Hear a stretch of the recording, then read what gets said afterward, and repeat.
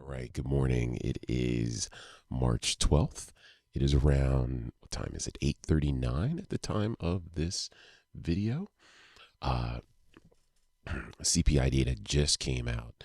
I took a minute to digest and look at it. We'll get into that right now. So this is us, My Tech Academy, but we'll revisit this. Let's jump right to the CPI data. So the CPI data can be found obviously at the Consumer Bureau Labor and Statistics, the U.S. Bureau Labor of Statistics. Talk about a tongue twister, and then the CPI index summary will be front page and center. Generally, the most recent releases.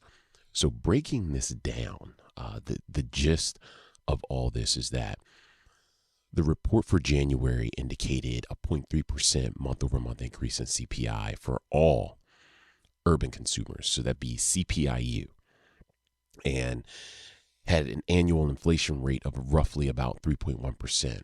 Now, this report highlights a continued rise in the shelter index, a moderate increase in the food index, and a decline in the energy index. But notably here, the index for all items, minus food and energy, rose by 0.4%. So all these figures basically suggest that inflation has risen a little. There's been an uptick in inflationary pressure compared to the previous month. And the most in-your-face cost to this uptick, if you will, has been the housing costs. That's been a huge driver for inflation. So in terms of the Fed, in terms of what we're expecting now with this data that is out, I am personally expecting them to not do anything for rates, or they consider a hike, which hasn't even been factored in.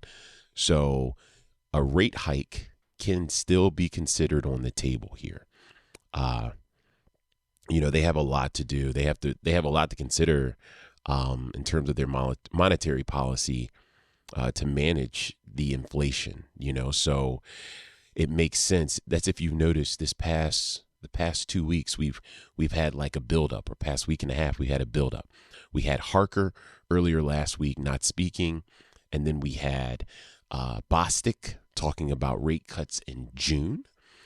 And then we had Jerome Powell sounding neutral to dovish, quote unquote. But then we had Williams, the New York Fed, which has a lot of weight, talking down Powell's remarks. So they already had an insight, in my opinion, to this data that was going to eventually be released.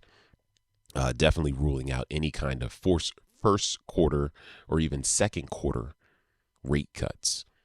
So they're trying to stabilize prices while monitoring the economic growth. But yeah, the Fed's going to be put in a hard spot. So what does this mean? And before I continue, they have still been tightening, removing liquidity from the system. They did just recently have a few programs that they were utilizing to fuel the market with liquidity ending. So I share this in our community. So those of you who are part of My Tech Academy and are part of the CFAC live sessions, you're pretty much familiar with this. This is a statistic of them removing essentially liquidity from the system, to keep it simple here. And so that's pretty big. This was the most anticipated data for the week, the CPI data here. So now that inflation is upticked, let's see what the market is doing. Let's get back to the heat map here. So again, I'm really curious to see what Bitcoin does, because I have something, that I want to share with you guys regarding Bitcoin. But right now we see the markets are, they're red. Nothing really too crazy to be concerned about here. Let's take a look again at the total crypto market. We are getting a necessary pullback. Pullbacks are healthy. You shouldn't be running up like this, no matter what the asset is. If anyone trades small caps, equities, when you see these kind of parabolic run-ups, eventually they're going to come back down. So right now, the crypto total market is pushing towards 3 trillion. It's on that track, but with this CPI data, we'll see how the markets anticipate the Fed's cuts or lack thereof coming up. See if that gets priced in. Let's look here for altcoins. Altcoin market. We're still trying to push towards 800 billion. We could definitely pull back to this fib level here of 711 billion. And if we can't hold that, then we're going back to the mid 6 on market cap size. Bitcoin continues to do what Bitcoin does. And while I am on this topic of Bitcoin, let's talk about the Bitcoin halving. So I was talking with a friend of mine, my best friend, and he brought to my attention about halvings and the prices for halvings. So let's go all the way back to, the data is not even here. But I did some digging. We were talking about Bitcoin not falling back to its previous high post halving. So in 2012, the first halving reduced mining rewards for Bitcoin from 50 Bitcoin you get to mine to 25. And before the halving, Bitcoin's price was around $11. Crazy to think about, right? $11 will get you 1 Bitcoin. Following the halving, Bitcoin entered a bull market as expected, and it peaked around $1,000 in November 2013. So in November 2013, back here, Bitcoin peaked at $1,100, I should say. And then after this bull run, Bitcoin's price never fell back to the pre-market halving level. So the pre-market halving level was never touched again. The second halving back in July. So now we're up here on the chart. Where are we at? July. Let's zoom in here. July 2016. All right. Okay, so very small chart here on the daily on Bitcoin, but July, where are we at? July 2016, the mining, or I should say July 9th, mining rewards were cut from 25 Bitcoin to now 12.5 Bitcoin. And the price around that halving was what? We see right here, $650. So we had $650 around that time. And then Bitcoin, after that halving, went into another bull market, peaking there. This is where it ran up to $20,000, right around here. So Bitcoin ran up to 20K. Bitcoin ran up to 20K in December of 2017. So we are right, where are we at? December. Where are we at? Oh, I'm at. Bring this down. Excuse me. Bring this down. There we go. So right up here. So from 2016, 2017, looking at this on a daily, this was the peak here for Bitcoin. This was the peak in December 2017 and December 17th, 2017, ironically. Look at those numbers. And Bitcoin's price did not return to the pre-halving level after this peak, meaning we did not see $650 get touched again. With Bitcoin, it never dipped that low. It did dip low, but we never saw, we saw what, 3K, we never saw it go back to 650 pre-halving. So where the numbers at the halving, it will never see that number again, historically. And so flash forward, we got May here. Let's span this out. We got May of 2020. Where are we at? All right, so here we go. May of 2020. September, May. Here we go. May of 2020. So May 11th was the halving. So right here. So here's the number. What? 10K. This is 10K here. 9,937. We could just round up and say 10K.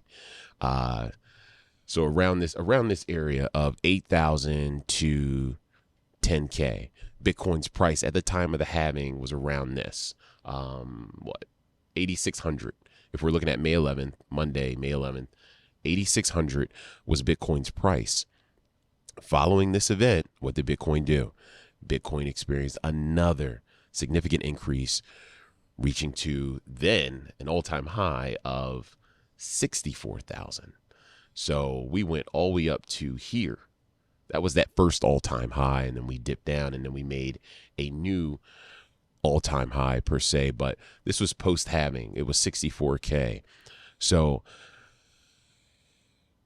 we have not seen, we came close, but we have not seen 8,600 since. We came, what, to 15K. So saying that to say this,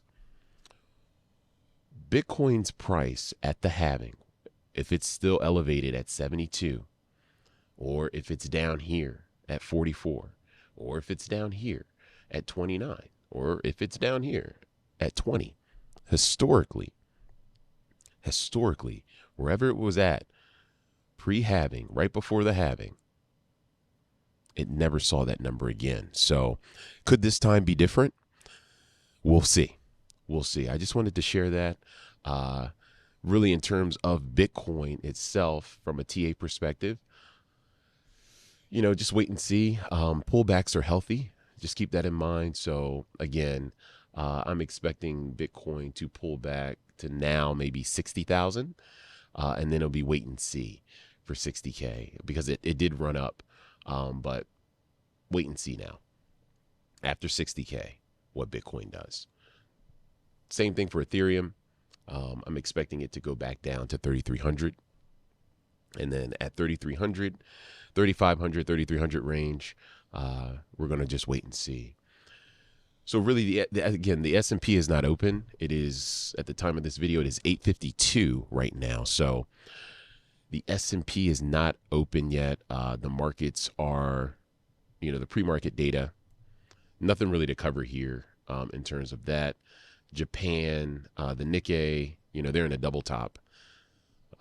So this is not looking good for the Japan index overall. The VIX is getting elevated.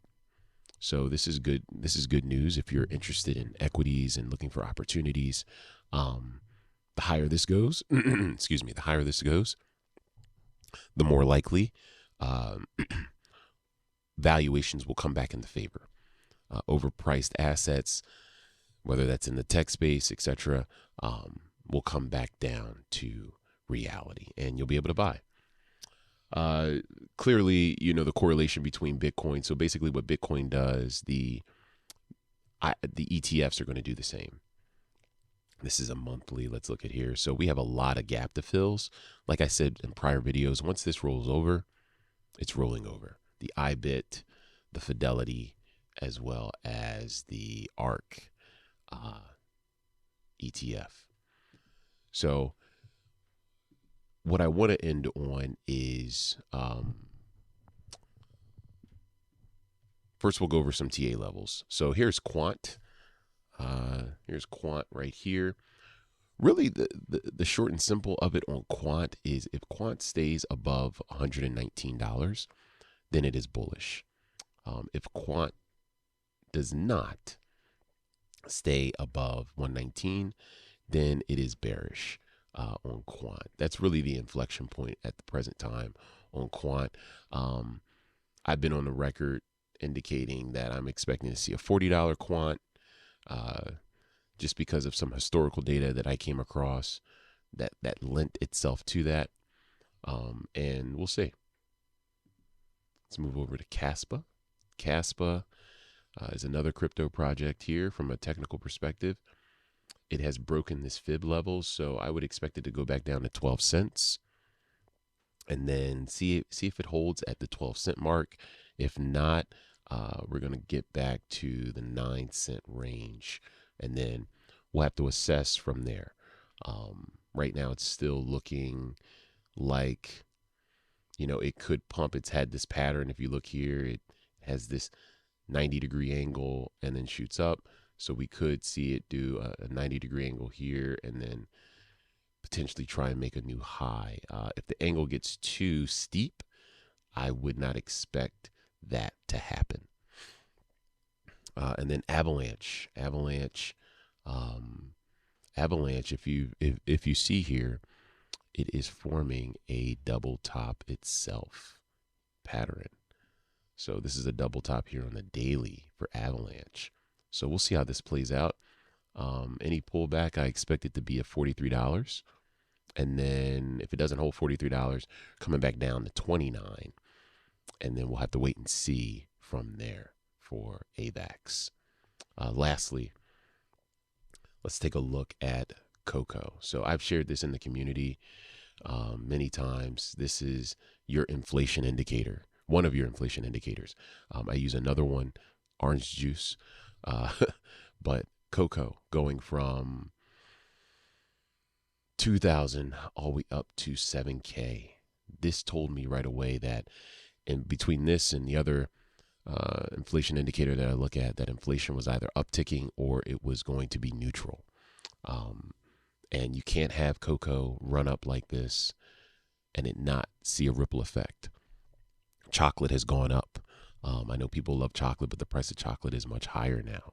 That was even mentioned in the earnings calls for companies that produce chocolate. You think of Reese cups and Hershey's. You look at Hershey's earnings calls. They discussed how expensive it is to get cocoa, and that is going to reflect in the price of Hershey chocolate. So inflation is still here. Obviously, when you talk about futures, a lot of things can drive up inflationary pressures. You could have, natural disaster events, shipping, it could be a variety of things, but the end result is it's going up. This is parabolic. This is a huge indicator for inflation, as well as orange juice. I like orange juice as well, and that's been stagnant for the past 2 weeks.